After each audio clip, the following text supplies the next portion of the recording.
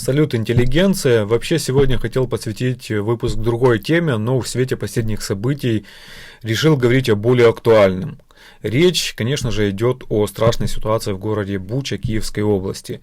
Мне эта трагедия, как и многим другим, особенно близка, потому что я сам неоднократно бывал в Буче.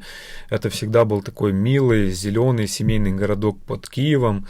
Но напомню, что после отступления российских войск, которые перед этим захватили Бучу, туда вошли украинские военные и журналисты. И то, что открылось их глазам, шокировало весь мир.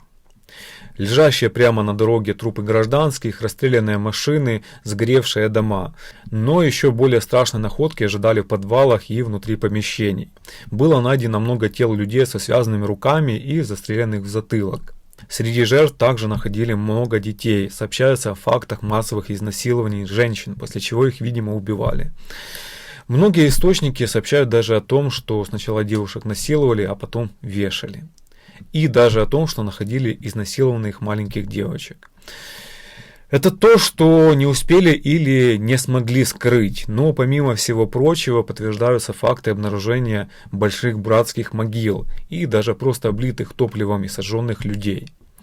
О повсеместном мародерстве и разграбленных жилищах я даже вспоминать сегодня не буду.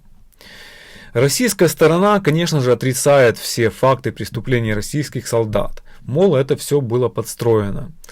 Но поверить в это могут либо очень наивные люди, либо те, кто никогда вообще не сталкивался с войной. Объясню, почему это так.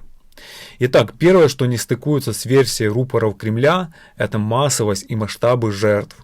При всей фантазии сделать постановку с сотнями убитых и изнасилованных сразу после ухода сил противника – это из области фантастики.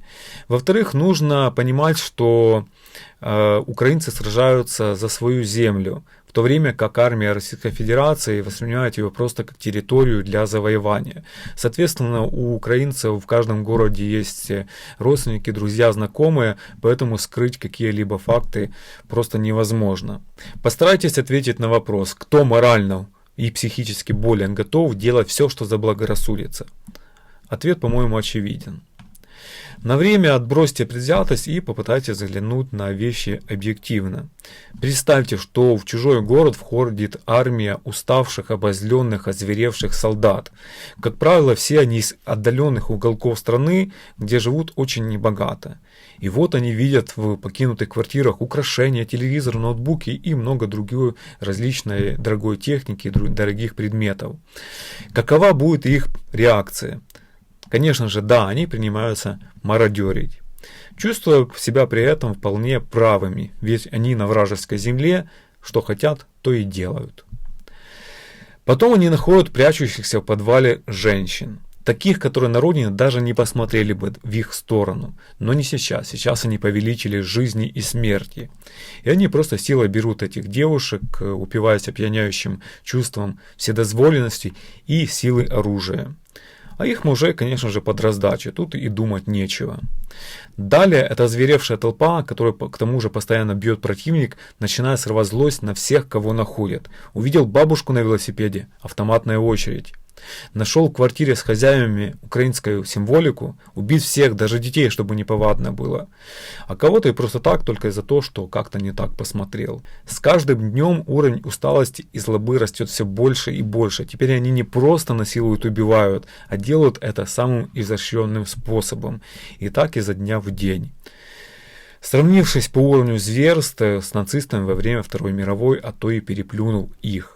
Я просто смоделировал ситуацию. Заметьте, речь не идет о жертвах ракетных или бомбовых ударов, когда можно спорить, чьи именно это были ракеты, или что это произошло случайно.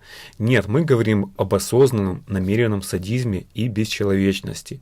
Подумайте об этом в следующий раз, когда с экранов ваших телевизоров будут рассказывать, что так не бывает. На войне именно так и бывает.